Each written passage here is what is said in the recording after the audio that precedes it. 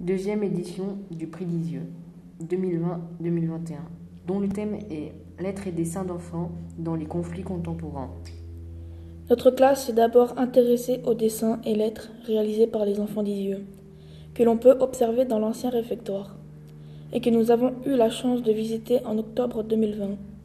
Ce qui nous a particulièrement émus, c'est l'optimisme et la joie de vivre de ces enfants, séparés de leurs parents car juifs.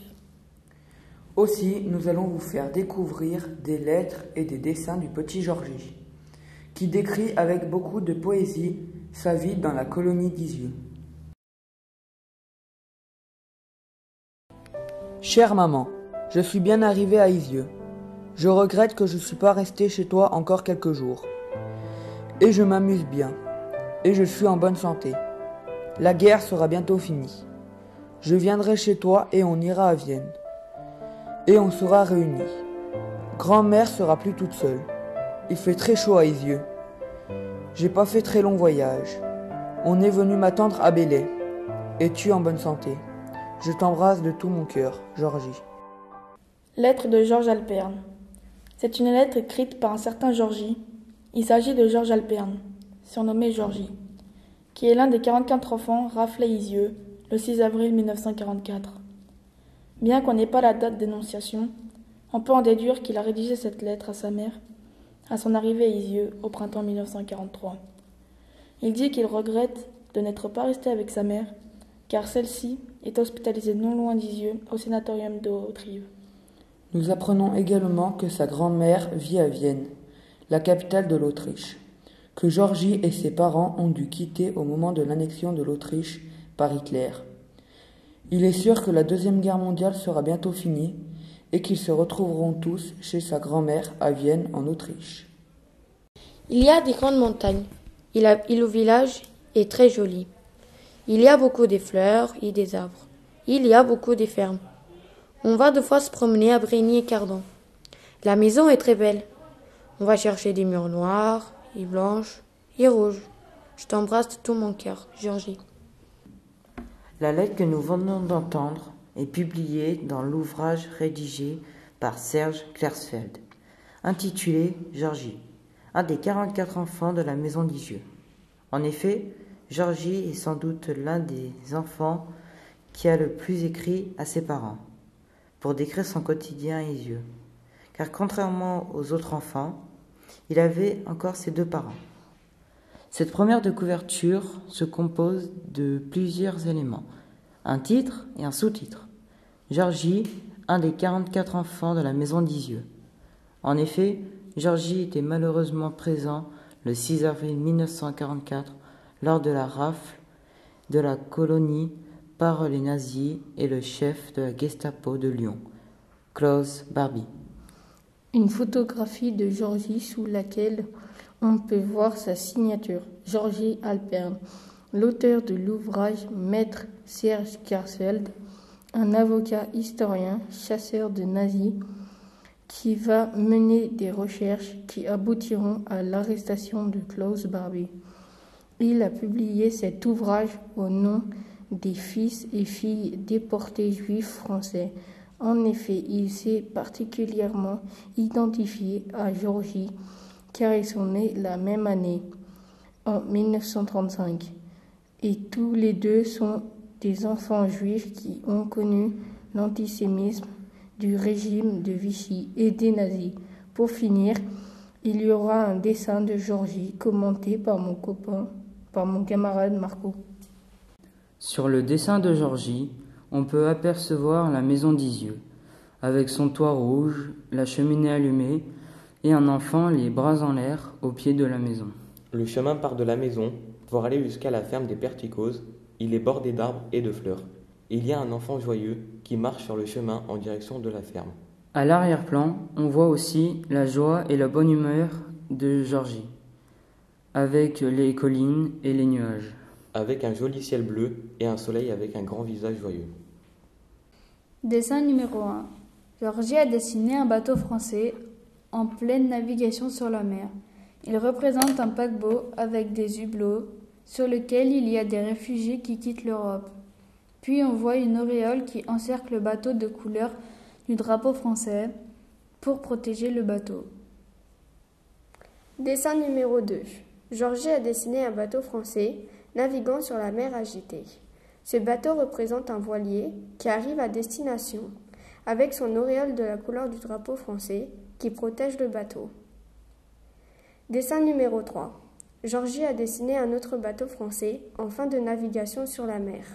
Il représente la victoire des Français à la guerre et des réfugiés qui rentrent enfin en France. À l'arrière-plan, nous pouvons apercevoir un camp de concentration, fermé avec des barbelés et une énorme porte. Au premier plan, nous voyons un chemin sur lequel circulent des personnes encadrées, d'hommes armés et de chiens. On remarque que les individus qui retournent vers le camp transportent sur des civières d'autres individus, couchés, blessés ou morts. Ce dessin que nous avons repéré sur le site EVE, Enfance, Violence, Exil, correspond à un dessin réalisé par une fille juive qui se nomme Ursula Wrezniak pendant sa détention dans le camp ghetto de Theresienstadt durant la Seconde Guerre mondiale. Cette fille a dessiné ce dessin pour pouvoir décrire sa vie pendant la guerre dans le camp de concentration de Theresienstadt, où les détenus sortaient du camp pour travailler dans les commandos à l'extérieur. Ce dessin particulièrement émouvant nous indique que les déportés étaient obligés de ramener les morts de la journée. À l'écran, vous pouvez voir un dessin de Manuel Pérez. C'est un garçon de 12 ans. Il a dessiné une scène de bombardement qu'il a vécue durant la guerre d'Espagne. La guerre d'Espagne, une guerre civile qui opposa les camps républicains aux nationalistes, est menée par le général Franco de 1936 à 1939. Durant cette guerre, on utilise massivement les bombardements sur les villes et les villages, comme l'illustre la célèbre peinture Guernica de Picasso. En effet, le jeune Manuel, dans son terrible dessin, décrit une scène de bombardement où sa maison est coupée en deux par des bombes. On voit la maman tomber à cause des bombardements. Son père est au sol, il est mort. Manuel est à l'étage, il crie à l'aide. À cause d'avions bombardiers suivis d'avions chasseurs. Manuel a donné un titre à son dessin. Ici est passé le fascisme.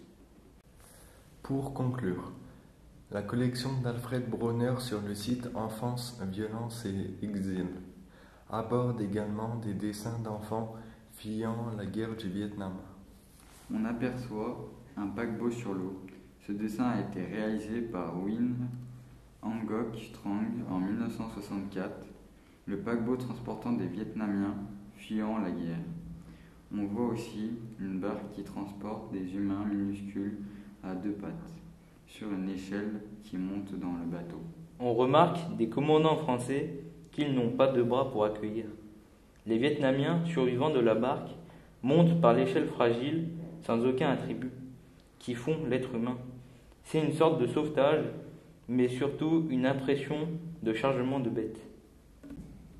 Pour conclure notre travail sur les lettres et dessins d'enfants dans les conflits contemporains, nous allons revenir sur la période de la Seconde Guerre mondiale et vous présenter 3 dessins de Thomas Guévé, un enfant survivant de la Shoah. Thomas a été arrêté avec sa mère à Berlin en juin 1943 et déporté à Auschwitz. Il avait 13 ans. Miraculeusement jugé apte au travail, malgré son jeune âge, il est affecté dans différents commandos, dont celui des maçons. Il survit ainsi près de 1 an et demi. À l'approche des soviétiques, les nazis abandonnent le camp d'Auschwitz le 10 janvier 1945. Thomas Guévé et les détenus jugés encore aptes entament dans un froid glacial les terribles marches de la mort, jusqu'au camp de Gross-Rosen, puis dans les wagons de marchandises à ciel ouvert. Ils sont dirigés vers le camp de Buchenwald. À la libération de ce camp de concentration, le 11 avril 1945, Thomas avait 15 ans. Il veut témoigner, mais les mots ne sortent pas. Trop faible pour être évacué tout de suite vers une maison de repos en Suisse, il reste pendant 1 mois à l'infirmerie du camp. Parvenant à se procurer du papier et des minuscules crayons, il réalise au dos d'un bloc de formulaire SS comportant des feuilles de 10 x 15 cm, 79 dessins sur sa vie d'enfant déporté. On observe le premier dessin de Thomas Guévé. on voit l'entrée du camp d'extermination d'Auschwitz-Birkenau. Le bâtiment est entouré de clôtures et de fils barbelés. Il y a également une voie ferrée sur laquelle arrive le train avec des wagons à bestiaux qui déposent les juifs déportés à l'intérieur du camp. Il y a une route de chaque côté des rails. On peut lire un texte en allemand qui dit « Dans ce camp d'extermination à Auschwitz, des centaines de milliers de personnes ont été gazées et brûlées par les SS. Ce dessin est un hommage à toutes les personnes qui ont été déportées pendant la Seconde Guerre mondiale. » Sur ce dessin de Thomas Guivet, on voit le processus de désinfection à Auschwitz, qui est décrit de manière très précise. On repère à gauche un personnage qu'on identifie comme un déporté civil arrivant au camp. En effet, il porte un sac à dos ainsi que des vêtements civils, une canne et un chapeau. La première étape est le déshabillage qui indique le début du processus de déshumanisation. Nous voyons clairement le déporté qui se déshabille. Puis, comme Thomas l'a écrit, il coupe tous les poils pubiens, les cheveux et la barbe. Sur le troisième dessin, nous voyons un SS qui passe au jet d'eau les déportés. Puis dans une douche, et à la fin de la douche, il s'habille avec une tenue de prisonnier rayée de couleur bleue. Enfin, ils se font tatouer sur le bras, mais de façon que le tatouage soit vu par les SS. Sur le dernier dessin, le prisonnier se fait tout confisquer, toutes ses affaires personnelles. Et il est désormais enregistré comme un numéro. Le troisième et dernier dessin montre les dangers du camp d'Auschwitz. Il est composé de 4 vignettes avec un titre général noté en allemand, car Thomas était de nationalité allemande. Le titre en rouge couleur de sang et en lettres capitales rappelle les dangers et les terreurs du camp. L'avant-dernière image, titrée Bock, montre la bastonnade où on repère très bien la matraque. Le bunker, espace réduit où les détenus étaient enfermés à l'isolement. La vignette de la couleur verte intitulée « Maladie et épidémie » montre que l'infirmerie était l'antichambre de la mort. Enfin, le danger extrême est la mort représentée par les crématoriums que les cheminées qui fument.